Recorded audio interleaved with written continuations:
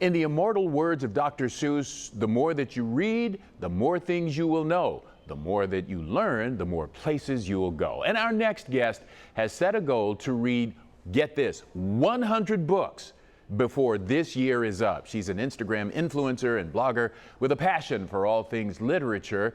And she joins us now. I want to welcome Courtney Wallace, the woman behind Incessant Bookworm. Courtney, thanks for talking to us today. Thanks, Clyde. I'm glad to be here.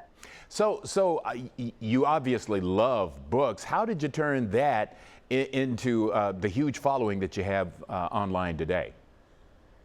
Yeah, it all started with a journal. My former supervisor from my first job out of graduate school, when I had time to actually read because I wasn't in school anymore, gifted me a journal, and I decided to write down all of my book reviews there and my thoughts and my reactions. And I thought later, why not put that online so other people can connect and talk to me and each other about books. So I started my blog back in 2014. So over the past 7 years, have just shared my love and my passion for these books and really sharing honest reviews and not just repeating what the synopsis is, but really connecting with the material and sharing more about my reactions and how I'm going to take that knowledge and move forward with it. All right, so your mission is to read 100 books this year. Where are you in the process now? I have read 66 books so far. Wow, and have any of them really stood out to you? Are there one or two or five for that matter that just stand out as, wow, these were great books I found in this process? Yeah, just from this year, I have a couple that have stood out. So I've read Pachinko by Min-Jin Lee, and this is a multi-generational story about an immigrant family in the early 1900s in Korea and Japan. And I just love the historical aspect of it. It wasn't a country or culture I was particularly familiar with. So to be able to learn more about that was just so insightful and allowed me to learn more and do my own research after the book was finished. And then the other book I read I really enjoyed was The 100 Years of Lenny and Margot by Marianne Cronin. And this follows two individuals in the terminal ward of a hospital. And one is a 17-year-old girl and the other one is an 83-year-old woman. And combined, their years of living is 100. So they kind of chronicle their life together as they reach the end of their life. And it is a sad story, but it's also very beautiful to talk about their friendship and just how unlikely it is with those two different ages. And right now you're reading or listening to what?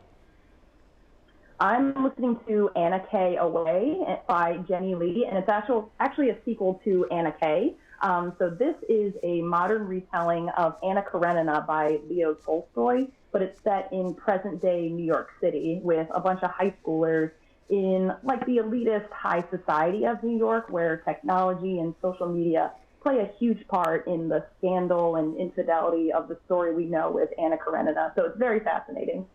So are you reading more than one book a day? 100, it seems like 100 books in a year is a lot of books.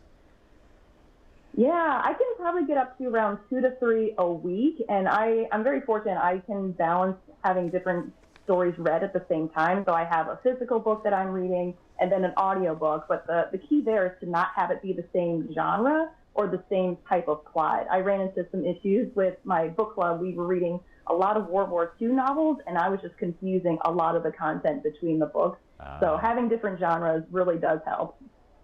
Well, a little bit of time left, but can you tell us about how important it is to have books in your life? Obviously, it's important in terms of a thing that you've set out to do, but beyond just this mission, are books important in your life, and how so?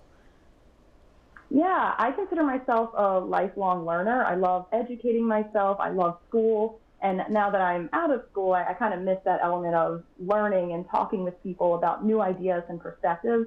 And I feel like books are a great way to do that. I'm learning about so many different ideas and critically thinking about topics I hadn't thought of before, and to be able to share that with the bookish community, both in Cincinnati and across the nation, is just phenomenal and just helps me become a global citizen in my mind. Well, so you're sharing your journey right now, and if people want to follow along with you and connect to this process, find out what you're reading, how do they do that?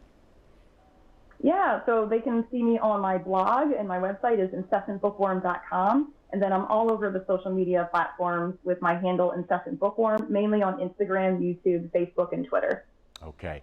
This is great, Courtney. We've had a good time talking with you. Thanks so much for checking in with us today. Yeah, thanks so much for having me. Absolutely.